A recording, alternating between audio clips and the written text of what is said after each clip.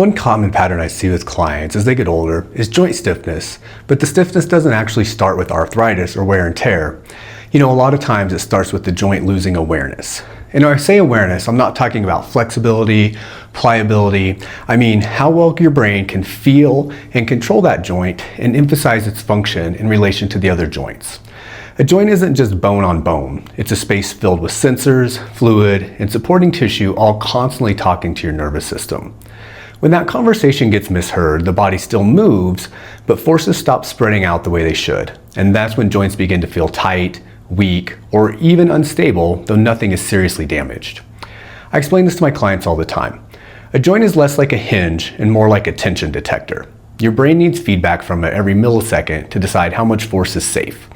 This real-time feedback is what helps create and maintain what's known as an OAIR, or what's called the optimal axis of instantaneous rotation. I know that's a mouthful, but really it's just your ability to keep a joint centered regardless the position and speed of the movement. So when I reach my arm up, I'm creating an axis of instantaneous rotation through the glenohumeral joint. So regardless of where I rotate or bend or twist, it's always keeping the head of the humerus stacked on top of the scapula. So that's just an example.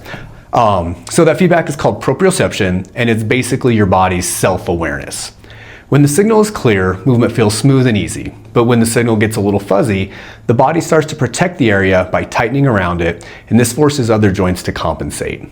So what most people feel as stiffness and even pain is often the nervous system adjusting tension because it doesn't trust the joint anymore. This is why strengthening alone often doesn't fix the problem. Your brain doesn't trust a joint, your body won't be able to fully utilize that joint through its designed range of motion. Other muscles jump in, things compensate, and you end up feeling tight and uncomfortable. Over time, people call that aging, but a lot of time, it's just a loss of communication. This is where my approach is a little different. So instead of starting by pushing the strength training aspect of things, I start by restoring the signal. One of the main tools I use for this is the Eldoa. The Eldoa isn't just stretching, it's a very specific way of positioning the body so tension is emphasized one joint at a time within fascial chains. So when tissue around a desired joint is put into tension, they send a signal to the brain about their current position. When your brain starts to figure out where it is, then it starts to search for an ideal position. That position is achieved, the brain registers the information, and then it adapts accordingly. When the brain understands where the joint is, it stops guarding it and allows for a more functional range of motion. And once guarding decreases, strength finally starts to help instead of irritate. Physically, this improves space in the joint, it helps fluid move through the cartilage in the disc, and it organizes how the surrounding muscles work together. But the big change is neurological. The brain starts to regain confidence in the area. And once a joint has that clarity, the body naturally spreads the load better. That's why working one joint often helps decrease pain elsewhere in the body. The body works as a system and it does not work as isolated parts. So before we jump into exercise, we need to understand the goal. We're not just trying to make joints stronger, we're helping the brain understand them again. Because a joint the brain trusts becomes stable, and a stable joint can finally become strong. Now let's go through the 4 joints I usually prioritize first and how we rebuild their function. This is the T8, T9 Eldoa. So we use this for the mid-thoracic part of your spine. So the T8, T9 junction is just a touch below the shoulder blades, okay? So the idea is everything below T8, so T9 and below, we're gonna try to get to pull down. Everything at T8 and above, we're gonna try to get to pull up, and we'll do it with factors of progression. So factor of progression 1 is simply grabbing onto the shins, and then you'll decide how far you want to walk your feet in. The more you walk them in, the more challenging it becomes. The more you walk them out, the easier. So find a nice starting place where you feel like you can maintain a nice straight gravity line, which is your ear, shoulder, and hip all in line. So from here, I'm literally just gonna sit up as tall as I can, try to maintain that alignment. I'm gonna look 1 to 2 feet in front of me at the floor, and I'm gonna keep my belly relaxed and breathe. So this would be factor of progression 1. Once you can do this for 1 minute easily, you'll bring in the next factor, which is releasing the arms out in front, spreading the fingers, bending the wrist back, locking the elbows and spiraling open, and trying not to lose that gravity line. So from there, I'm just gonna push my arms forward, tucking the chin and maintaining a gravity line. When you can do that for 1 minute, you can move on to the final progression, which is bringing the arms up as far as you can. Ideally, they're in line with your ears, shoulders and hip, fingers are spread, wrist bent back, and I'm stretching as high as I can with my arms. I would do that for 1 minute. At the end of the 1 minute, I gently relax one arm, then the other, then my entire spine. This is the L4, L5 Eldoa. So for our body, it's right about here, so it's a little bit below the belly button. That would be our L4 vertebrae. And what we have there from that L4 vertebrae is we have what's called an iliolumbar ligament. And so it connects your fourth lumbar vertebrae into the backside of your pelvis. So that has a lot to do with the way your pelvis is positioned. So to do it, I have my heels a minimum of glute width apart. If you feel comfortable, you can certainly go wider. Wider is going to build more tension. I have my ankles bending back and my pinky toes pushing to the floor, my knees also pushing to the floor. You'll determine the amount of tension by how much you bring the legs in. So as I bring my legs out, it's much easier to stay vertical. As I bend them, it starts to want to push me back, meaning I have to work harder through my paraspinal muscles, and that's really the goal. So bring them in as much as you can. Toes push down, knees push down to start with. I just hold my legs. I line up my ear, shoulder, hip. That's the gravity line. And I make sure that I can do that for 1 minute as I breathe from my belly.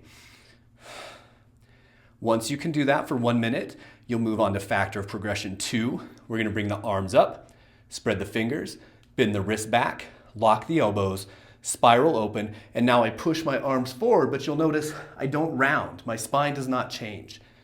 When you can do that for 1 minute, then you can move on to the final factor, which is again, just bringing the arms up, ideally parallel to your ears, shoulders, hips, fingers spread, wrist back, elbows straight, arms rotated open, ankles bending back, knees pushing down, and again, I'm reaching as high as I possibly can for the entire minute.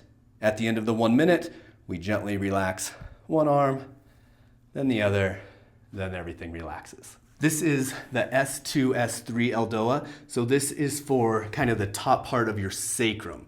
So for this one, we're gonna come down and I'm gonna have my forearms underneath me and then I walk my elbows back. I don't want them too far forward because I don't want to end up slipping. So I bring my arms back as far as I can, my middle finger in line with my shoulder. Walk your feet back as far as you feel comfortable. And then I'm gonna try to push down from the middle of my sacrum to about my belly button, okay? So from basically here to here, I'm pushing all of that into the floor. Everything above that, I'm pushing up to the ceiling, but notice I'm not letting my back pop off the ground. I've got my sacrum to my L3 fixed. I've got my hands back. I'm lifting the chest. I'm pushing the head back. I'm tucking the chin. Now I'm gonna swallow and put the tongue at the roof of my mouth. And now we're on the clock for 1 minute. So for the 1 minute, pushing and holding the sacrum down all the way to the third lumbar, keeping that on the ground. Everything above I'm trying to lift. I'm keeping the tongue at the roof of my mouth. I'm keeping the chin tucked, and I'm thinking, how long can I reach my neck so that it pulls all the way down into the sacrum? Like every Eldoa, we hold it for 1 minute, and then very gently, you can relax out of the posture.